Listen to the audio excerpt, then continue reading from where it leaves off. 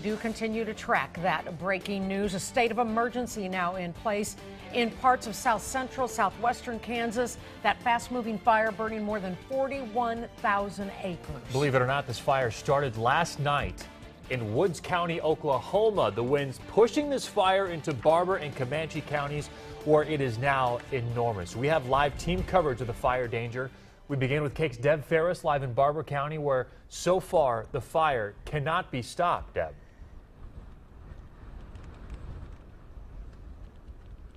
Yeah, guys, take a look behind me. I'm just going to go right to the fire there. You can see it is burning very quickly. This fire was not this close when we set up there, and you can see it's burning very hot. Firefighters have been battling this all day. Volunteer fire crews raced to try and stop the wildfires from jumping Highway 160 just west of Medicine Lodge, but it's too late. Winds gusting from the southwest pushed the flames into this untamed pasture land. Trees and dry grassland eaten up by the fire as it races toward the tiny towns of Lake City and Sun City. I'm going around town making sure that the old people are out and trying to be the last one out other than the older people. We got to get them out first. Emergency crews advise everyone here to evacuate. I hope like hell it don't burn and go to the house. Fire crews from every surrounding community have been out here since the fires crossed from Oklahoma into Kansas Tuesday afternoon. About the time they've worked their way around the country roads and the trails, the oil lease roads, to try to get in front of it, it passes them by and they have to start all over again. Farmers and ranchers are watching the fires closely, hoping their cattle and property stay safe. It's the worst possible situation as far as wind. If they don't get this thing shut down pretty quick, it's going to rank right up there.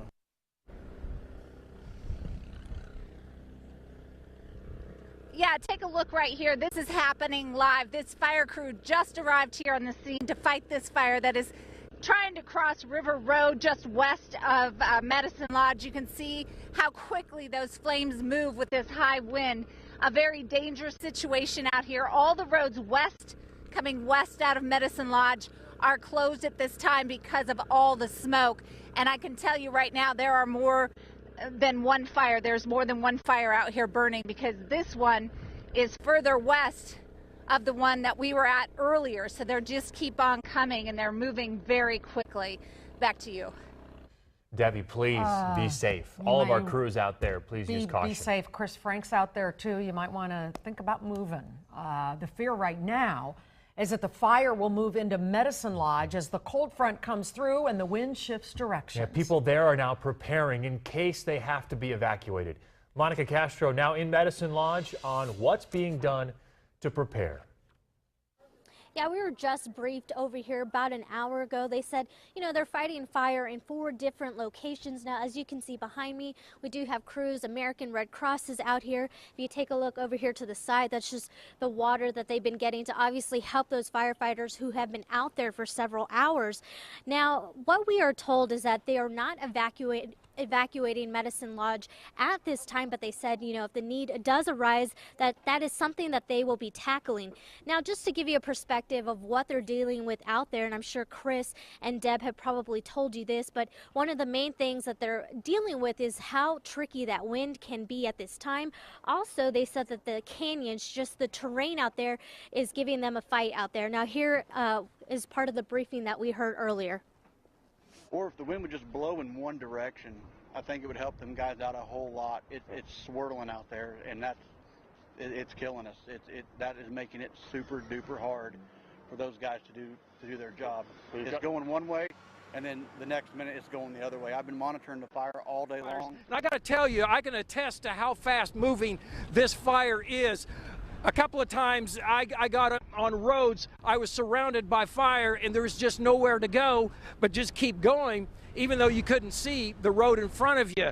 It was so hot that at times the cab of the vehicle was heating up. But hey, we were surrounded. This fire is simply moving that stinking fast, and even firefighters were getting surrounded by fire and having to battle their way out of the smoke and out of the flames. But this is all smoke plume that you see tracking up from the southwest down here. That is all smoke plume all the way to Salina. You can see it if you look out to the west here in Wichita. As I zoom in tightly, the actual source points are at the western ends of these, but there are a lot of hot spots going on with these fires.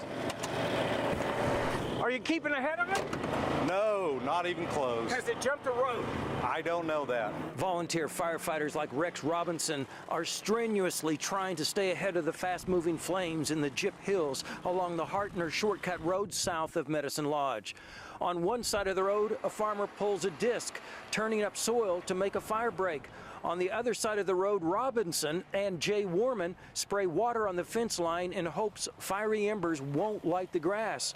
Hundreds of firefighting volunteers are working on the dozens of pumper trucks used across the fields and sometimes have to barrel through fences to get to where they need to go quickly.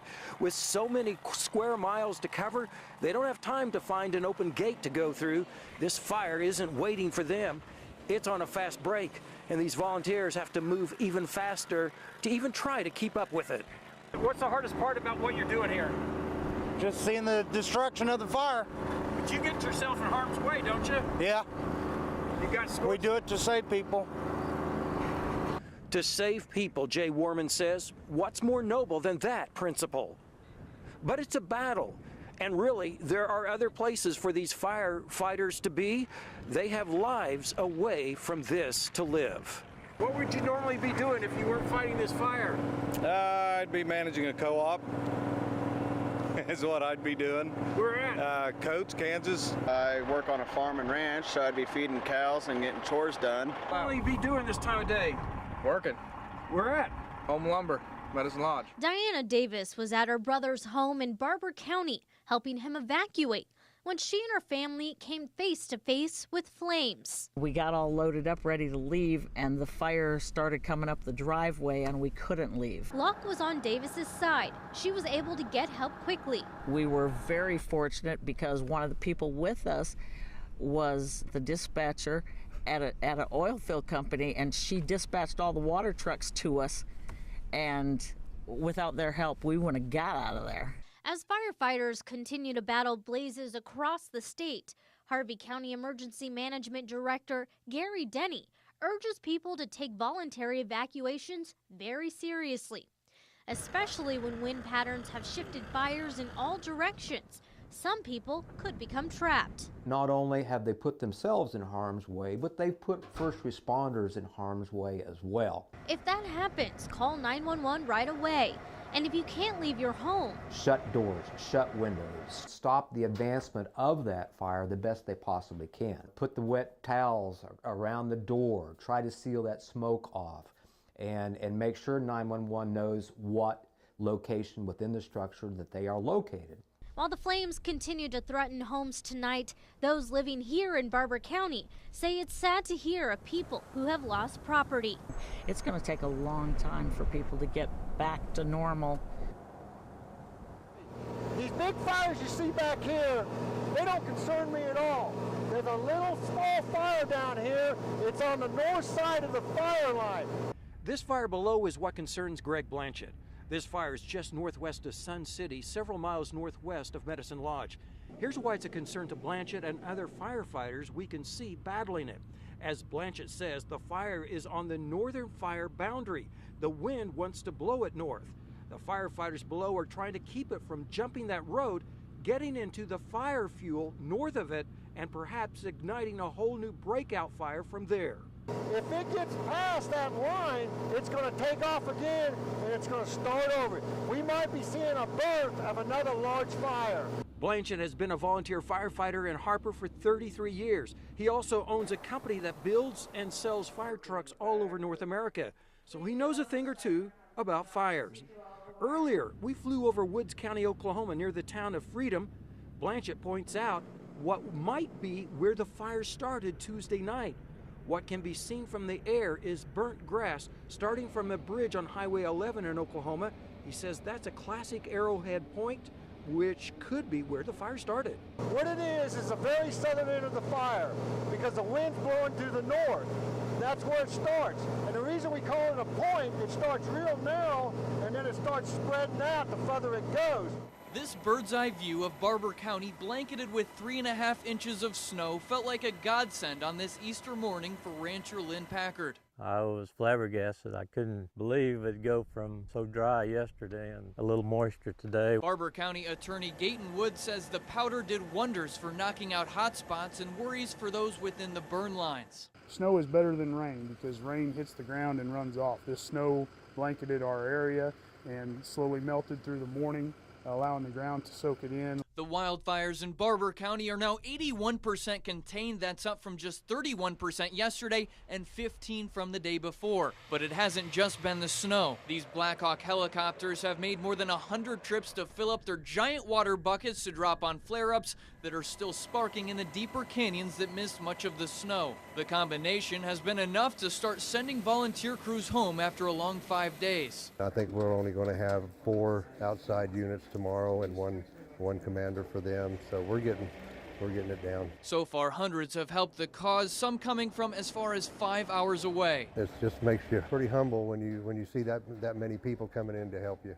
Although ranchers see light at the end of the tunnel on this devastating wildfire, Packard prays those hit the hardest will receive the help they need to rebuild. I hope they can make it through it. One of the sure signs that this fire is winding down is when you see fire units like these from Norton wrapping up their work and preparing to go home. Let's get out of here, boys. Let's go home. But before these 2 crews from a Norton Rural Fire District can go home, there's the matter of doing paperwork to wrap up things. The paperwork is to track our hours, miles drove, how long we worked out on the fire line, what type of vehicles we used, that type of stuff. And this is the final paperwork we have to do before we can go home. These 4 Norton Rural firefighter volunteers are among the last out-of-county units being sent home today, with gratitude shown as they leave for their help in Barber County's time of fiery need. Feels great. We've got pretty much under control down here, and we're headed home. I feel like you've done your job, huh? Yes, sir, we did. Today, Barber County units are patrolling the burned areas, looking for any potential flare-ups. Glad to be headed home. Miss my wife.